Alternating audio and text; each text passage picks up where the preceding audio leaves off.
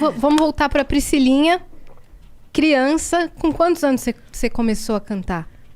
Ixi, minha mãe fala com 2. Eu tava até vendo umas fotos quando eu comecei minha carreira no Twitter. Muito legal, vou mostrar pra vocês. Mas eu comecei a cantar com 2 anos porque eu comecei na igreja, né? E na igreja é um espaço que, né, você tem muita oportunidade pra se desenvolver artisticamente. Muitos convidados nossos já disseram isso, né? Muitas, assim, é uma coisa comum de... Ah, meu Deus! A cara. Mostra assim, ó. Isso. Eu só ri assim, ó.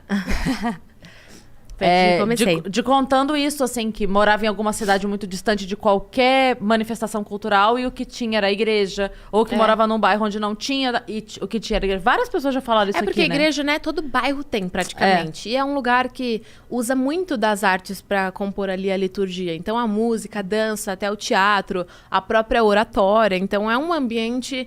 Querendo ou não, por mais que às vezes a gente de dentro da igreja não reconheça, é um ambiente muito artístico, muito artístico. Na verdade, a gente não reconhece. Acho que essa é a grande... É daí onde surgem as dificuldades, né? Da igreja interpretar a classe artística dentro... Que faz parte dela, que faz muito parte dela, tem inclusive. Tem até teatro, tem gente que não sabe que tem teatro. Eu tenho fotos aqui, depois mostro pra vocês. Eu com papel crepom, vestida de... É uma coisa muito doida, Minha irmã era a Brisa, eu era o arco-íris, era o Gênesis, o teatro. É uma coisa muito doida, porque assim, pega o jovem, aí o jovem vai muito bem naquilo, aí ele vai tão bem naquilo que aquilo vira profissão, e quando vira profissão, fala assim, então não serve mais. Aí é um assunto muito que dá pra gente falar 4 horas. Daqui a pouco a gente vai entrar um pouco mais nele. Vamos. É um assunto que eu gosto muito de falar. Mas voltando pra onde eu comecei, foi assim. Foi na igreja, meus pais eram líderes, né? De jovens e tal. Músicos, eles tinham uma banda. Eles tinham uma banda, Tinham seus uma pais? banda, cantavam em várias igrejas, gravaram um disco. Então eu vim de uma família toda musical. Minhas primas eram parte da banda também. Então, desde 2 anos ela falava que eu cantava lá na frente com ela. Eu tenho memória de, assim, muito nova. Se não deixasse eu cantar, eu fazia o barraco mesmo. Assim, de sair chorando, gritando no final do culto, não cumprimentava ninguém, virava a cara pro pastor. Não me deixaram cantar, não quero saber. E todo... Eu lembro que é porque eu ensaiava a semana inteira. E eu lembro, assim, eu subia assim na cadeira na cozinha, enquanto minha mãe lavava a louça, porque tinha que ter plateia, auditório, tinha que ter gente me ouvindo. Daí eu lembro que eu ensaiava a semana inteira pra chegar lá no domingo e ninguém me chamar, dá licença, né? Me preparei. Então foi nesse ambiente, assim, que eu comecei. Com 6 anos, eu lembro que eu era muito determinada e eu fiz meu próprio plano de carreira. Eu olhava pro meu pai e eu falava... Com 15 mil dá pra gente gravar uma demo e mostrar pras gravadoras, tipo, 6 anos de idade, te juro. Visionária. Te juro. Eu falava, não, a gente grava... Papai, você guarda um dinheiro pra mim, eu vou gravar uma demo, a gente vai mostrar pra todas as gravadoras e alguma vai me contratar e eu vou ser cantora muito famosa. Eu prometo pra você que eu falava isso. Pode perguntar pros meus pais, pras minhas primas. E deu bom. Gente, deu certo. Tô passada. Mas aí, ok, aí você falou isso pro seu pai e qual foi o próximo passo? Eu quero entender esse caminho pra chegar na TV. Foi muito louco, assim. Eu acho que é difícil encontrar uma história tão maluca. Porque eu sempre, como eu falei, sempre quis ser cantora. Falava, era isso. Daí meus pais viram que eu realmente levava jeito. Meus pais sempre foram com muita noção. Tipo assim, eles falavam, não, se a gente visse que você não levava jeito, escolhe outra coisa, filha. Vai, espera mais um pouco pra decidir. Pinta esse desenho aqui enquanto isso. Colore aqui. Mas minha mãe contava que quando ela fazia aula de canto na época... Ela começava a fazer exercício em casa e eu falava, mãe, não é assim, é assim. E corrigia ela, mó sem noção, né? Eu, tipo, tem propriedade, sim. E aí ela falava que eu corrigia ela enquanto ela estudava. Ela falava, não, tem alguma coisa errada, essa menina aqui tá sem noção demais. Aí ela falou que eu comecei a mandar bem, assim, nos exercícios com ela. Aí ela falou, quer saber? Ela tá mandando melhor que eu vou parar porque eu acho que esse negócio é com ela. E aí meus pais começaram a investir em mim, começaram a me colocar pra cantar ali nos festivais de música da cidade, que alguém da onde indicar. Eu sou de Itapecerica da Serra, Grande São Paulo, né? E daí começaram a investir nesse sentido, até que começou a aparecer assim alguns concursos na época, sei lá, Gente que Brilha, alguns programas da Record, Raul Gil e tal. Fui fazer teste pra todos, assim, pra cantar, porque eu queria ser cantora. E aí... Quantos anos isso? Tinha uns 7 anos. Já tava muito mais... já tava super madura. Super desenvolvida. Com assim, 6 ela fez o planejamento, com 7 ela queria pôr eu já em mandei prática. bem, entendeu? Daí foi literalmente assim, super rápido. Daí eu lembro que eu passei num teste pra um programa da Record. E olha que coisa, não me sinto bem não falando nisso, mas a produtora falou assim, minha mãe, a gente vai ter que dispensar a Priscila, porque ela é muito boa. Aí meus pais ficaram, tipo assim, sem entender. Não, se ela é boa, por que ela não pode participar? Ele, não vai dar certo aqui no programa, com os outros. Aí eu voltei super magoada pra casa. Eu falei, que absurdo, eu me dedico pra ser boa. E quando eu sou boa, a pessoa me manda pra casa porque eu sou boa. E eu lembro que eu tinha consciência disso quando eu tinha essa idade, te juro, assim. Você já fez um estudo se você foi cachorro em alguma outra... Porque cada ano do cachorro diz que é 4, né? Eu não sei. Aí, se você acha que você tinha 7, mas você tinha 28. 28. Eu considero essa pessoa a Maísa, mas eu vou me analisar também. Vamos analisar. Tem que ver se não veio uma alma errada tudo na da hora de mesma leva distribuir. É tudo da mesma leva. É verdade. Porque o Yuji, no caso, foi pra dança. Também foi muito bom Ele na era dança. outro, assim, ele era fora do comum também. Mas enfim, aí voltei dessa história triste e acabaram lá dentro desse programa me indicando pra um outro, que era do SBT, um programa novo, Código Fama, Celso Portiolli apresentava, concurso musical, não sei o que. Aí meus pais estavam, tipo, meio desanimados, pra eu não passar por uma experiência meio traumática de novo, mas eu pedi muito. Aí Falei, eu fico não, imaginando a sua mãe falando pra você, tenta desafinar dessa vez. eu quero... Não, cara, isso... Não. É a letra, filha, Só é a pra você ter letra. noção, eu chegava assim nos programas, ó, ensaiada. E eu mesma que me ensaiava. Eu que Você escolhia a performava, música. minha filha. Você performava. Meus pais, na verdade, eles faziam uma seleção, tipo, uma pré-seleção, assim, pra mim, pra eu não escolher, sei lá, qualquer música, assim, sei lá, que falasse uma besteira, sei lá. Aí eles faziam uma pré-seleção e botavam na mesa e falavam, escolhe a que você quer. Aí eu escolhia, sempre escolhia Ruge, sei lá, Vanessa Camargo, essa galera da época. Daí eu lembro que eu chegava muito ensaiada, assim. Oi, meu nome é Priscila Alcântara, hoje eu vou cantar tal música e pode tocar em Ré menor.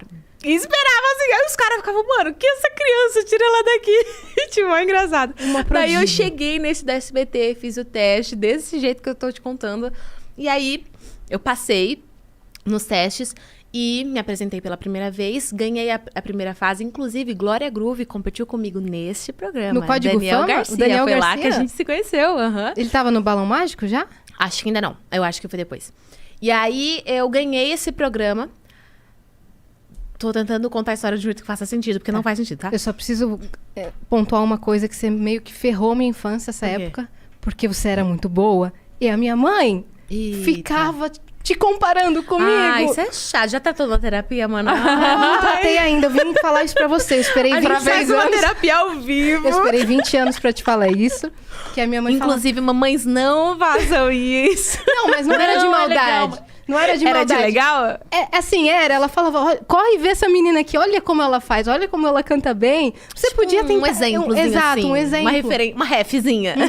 Olha como ela performa. Nossa, vocês têm quase a mesma idade. Caraca, Você que eu podia ir num programa adorava desse. aquilo, cara. E aí eu via, tipo, essas oportunidades como... Eu nunca tirei da minha cabeça que todas essas oportunidades... Por que eu queria tanto? Porque na minha cabeça era... Em alguma dessas oportunidades, uma gravadora vai me ver e vai me contratar. Então, por isso que eu pedia pra minha mãe, me põe na TV, me põe no... Sei lá, em qualquer lugar. Porque em algum lugar vão me ver e vão me contratar. Eu lembro que era essa a minha motivação. Aí eu participei desse concurso, Código Fama, que o Celso apresentava. Durante as minhas apresentações, foram algumas semanas de competição, o Celso achou que eu levava muito jeito pra TV. E aí ele me levava pra fazer umas gravações de sketchzinhas, decorava uma falinha, fazia uma gravaçãozinha, mas ele não contava pra mim e pros meus pais o que era. Ele só falava, não, relaxa que eu tenho um esquema aí. E aí, né, era tudo bem, era só umas gravaçõezinhas. E eu fazia tudo que ele falava. Ai, fala aí, decora esse texto. Eu decorava e fazia. Não sabia nem o que eu tava fazendo, mas engraçado. Aí isso acontecendo, né, no meio tempo, assim, das minhas apresentações cantando no programa. Aí eu ganhei esse programa e fui pro México. Olha que história, é muito aleatória a minha história. Com 8 anos? Com 8 anos. Fui morar um mês no México com a minha mãe, num reality show, que era o Código Fama Internacional, com uma criança de cada país da América Latina que ganhou a edição regional, né, nacional. Então tinha lá a criança mexicana, de Porto Rico, da Argentina, e eu era do Brasil. Meu Deus. E era um programa onde a gente ficava confinado numa casa igual ao BBB, câmera 24 horas, e era um estouro na televisão esse programa. Era, tipo, muito famoso lá no México. Inclusive, a as gente crianças saía e as pelo mães. México, só aparecia as crianças, as mães só acompanhavam. Mas estavam morando lá, quero dizer. Mas eu só via minha mãe em 2 minutos à noite. Meu Deus. Era Você só tá isso. brincando. Era de gente Quase grande, umas chiquititas do... E sem Maynard do mesmo, reality. assim. Muito engraçado. Aí eu era mais nova da casa e a única que falava português, mas eu tenho uns vídeos muito engraçados. Eu, onde estão minhas maletas? E eu desenroladaço, enrolando um espanhol que não existia, tipo assim, com 7 para 8 anos. E aí tive essa experiência lá no México. E o Celso Portiolli fazendo a minha no SBT enquanto isso. E você não tava nem sabendo? Não, nem meus pais, assim, ele só falando, deixa comigo que eu tenho um negócio. Só que lá no México, eu fiquei muito famosa lá no México. A galera me adorou e a Televisa queria me contratar. E aí, eu fiquei em 4º lugar na competição geral, né? Só que a Televisa queria me contratar mesmo assim, queria que eu ficasse lá. Daí minha mãe, a gente não tava entendendo nada, porque do nada, umas coisas absurdas acontecendo. Até então eu só cantava na minha igreja local, em Tapicerica da Serra, e só tinha um sonho. E de repente eu estava no México com a minha mãe, com um contrato para ser assinado. Aí minha mãe ligou desesperada pro meu pai e pro Celso Portiolli, que é uma pessoa que ficou muito próxima da gente nesse processo. E aí a gente contou, aí o Celso falou assim, não, vem pro Brasil, que eu garanto que tem algo melhor aqui no Brasil. Vem pro Brasil com a Priscila, voltem pro Brasil. Aí a gente confiou no Celso, voltamos pro Brasil. 3 meses depois, eu fui contratada pelo SBT pra apresentar o Bom Dia e Companhia. Tá, bom dia. Porque era isso que o Celso Portiolli tava esquematizando ali nesse meio tempo.